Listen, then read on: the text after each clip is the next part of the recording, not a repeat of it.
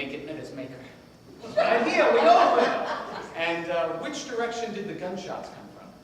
What's a gunshot? I'm the one asking the questions around here, monsieur. There was no gunshot. He just died. Well, that's why I'm here. I'm trying to find out who done it. She means he wasn't shot, he just fell over. Mr. Make was welcoming everyone. And Wait. Who's everyone? everyone who's here for the fundraiser behind you. Clap your hands.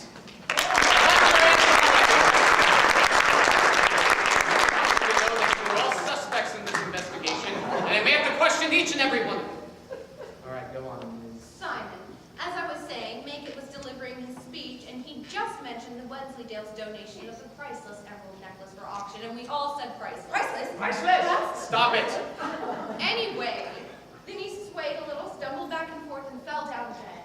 And my priceless necklace is still missing. So Mr. Make had the necklace on him when he died.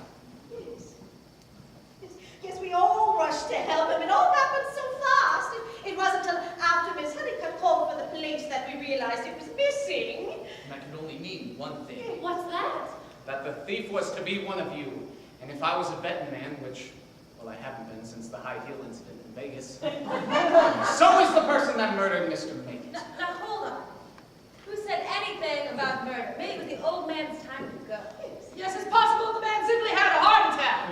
Well, Miss Honeycutt, are you aware of any medication your grandfather was on? He did take something for his heart and some vitamins, but other than that, nothing. Viagra.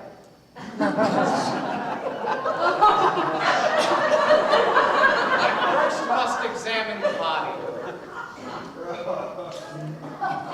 I'm going to need someone to be my eyes. He's a regular Sherlock. Ms. Masterson, perhaps you would like to help? Sure thing, detective. You can be my Watson. Oh, goody. All right. Are there any visible wounds on Mr. Make? No, we already checked for that. Any bruising around his hand, neck, or wrist area? Not that I can see.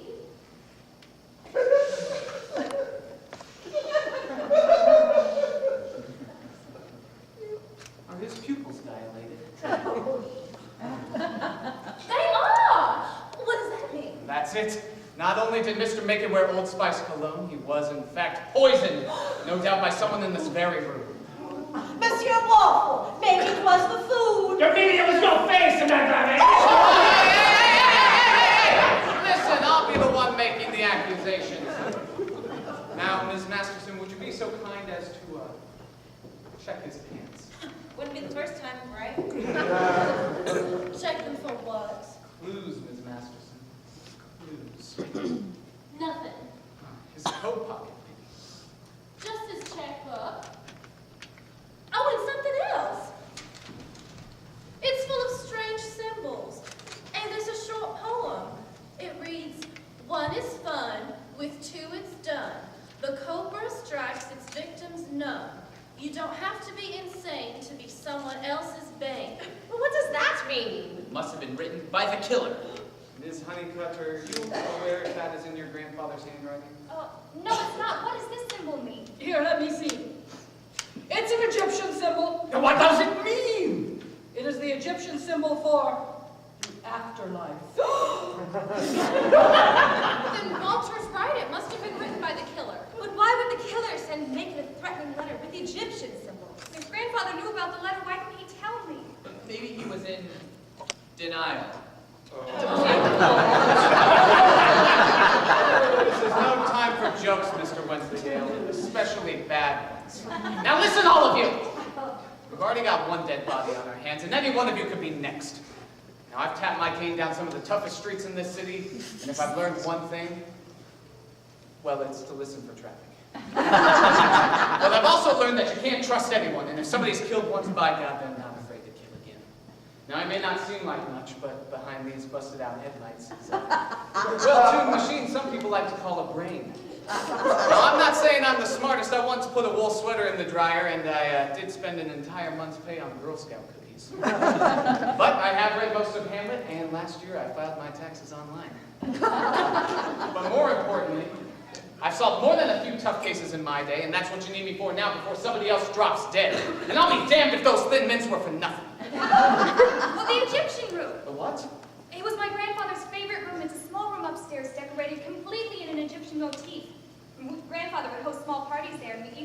play there last season about the death of King Tutankhamun, called a plague of tuberculosis, or King Tut's coffin.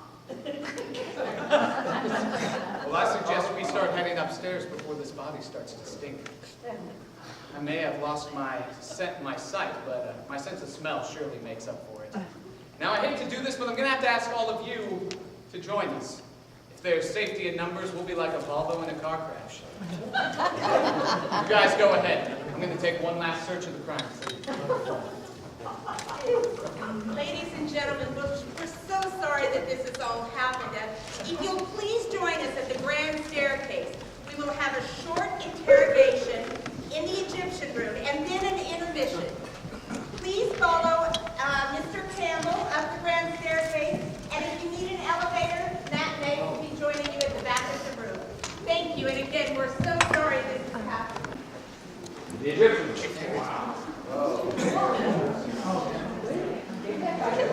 Maybe. We're counting on one of you to take a funeral now. That would be you, Richard. No. Chris, you got a laugh. There's still 2 chairs up there. Just sit wherever. Yes, there's an open chair on that second row, it looks like. Well, I'm here tonight. Chris. This seems short.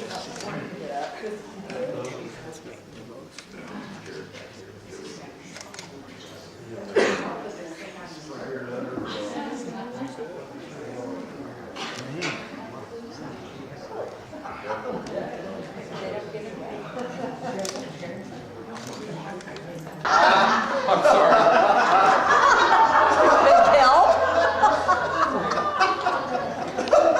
Make something up. What do you know? I'm just the husband in this whole affair. Likely story. No, it's true. I really don't know anything. Egyptian symbols. No, I really don't know. Now, the Sphinx, that's another story. Maybe the still water movie. No. Uh-oh.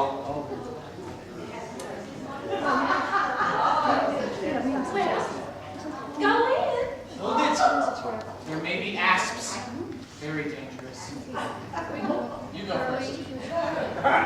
Oh, this brings back memories. When Macon and I served together, we spent several months in Egypt. Oh, we had some good times there.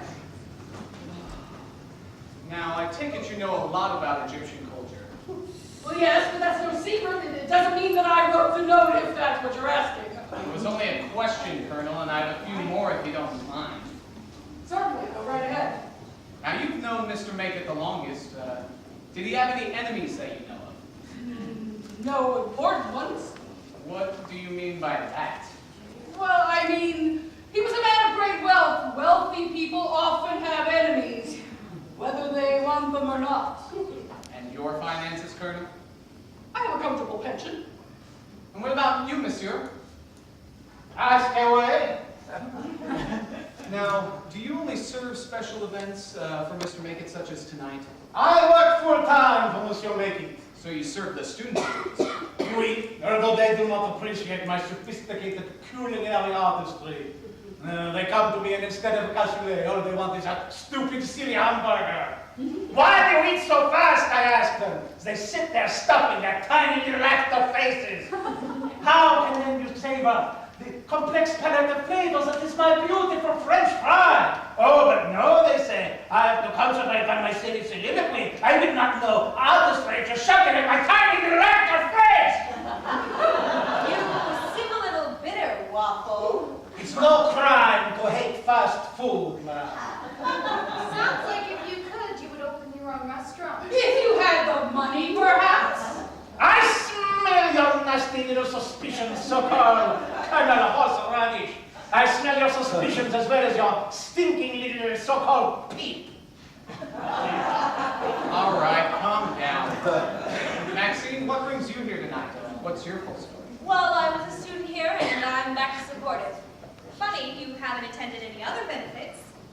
How many times have you been back? Well, tonight's my first.